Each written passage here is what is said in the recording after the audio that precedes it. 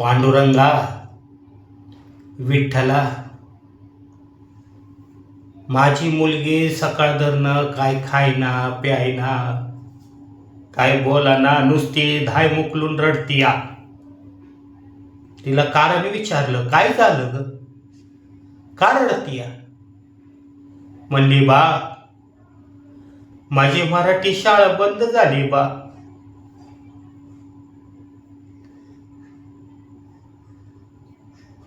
काय बोलू मी?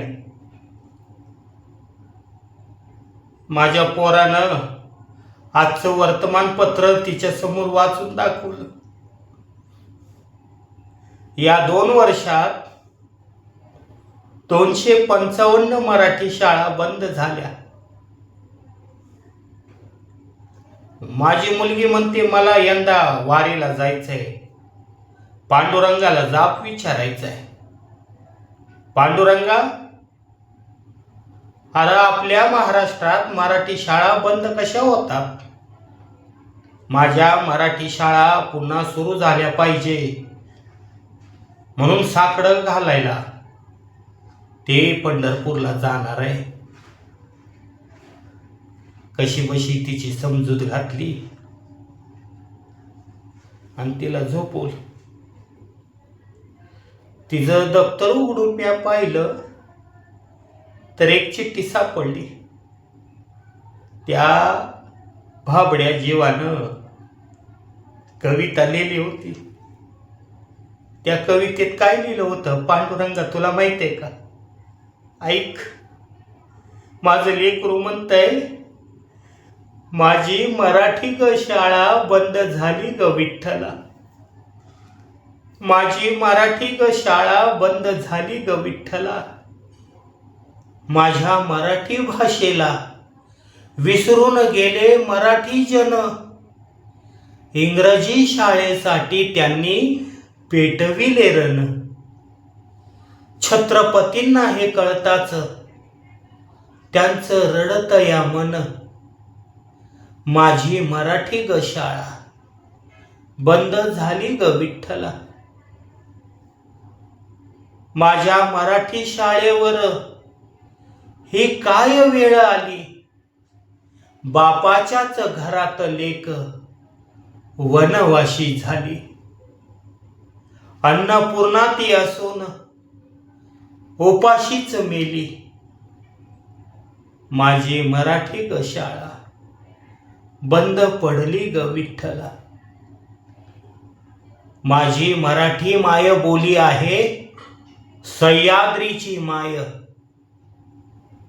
आणि आम्ही स्वतःहून दिल्या आमच्या गोट्यातील गाय.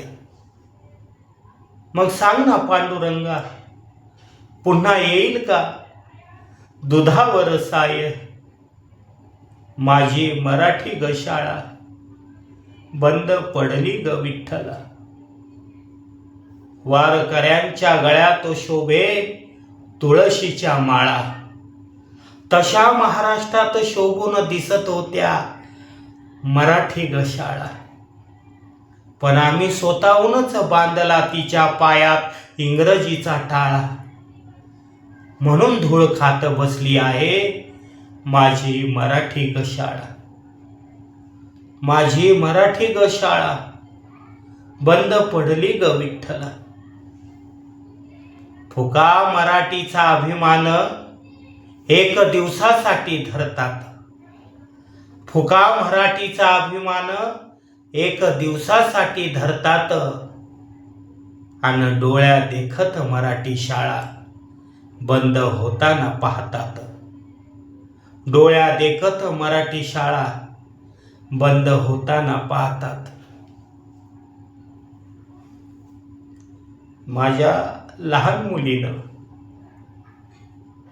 ही कविता लिहिली. या महाराष्ट्रात छत्रपती शिवाजी महाराजांनी परकीय भाषा नाकारली, मराठी राजभाषा कोश तयार केला, आणि त्याच माझ्या महाराष्ट्रात मराठी शाळा बंद पडत्यात. पांडुरंगा, माझ्या लहान मुलीची हाक ऐक आणि पुन्हा या महाराष्ट्रात मराठी शाळा सुरू कर. माझ्या लहान मुलीचा आवाज महाराष्ट्राच्या कानाकोपऱ्यात पोचव. काहीतरी चमत्कार कर. पुन्हा मराठी शाळा सुरू कर.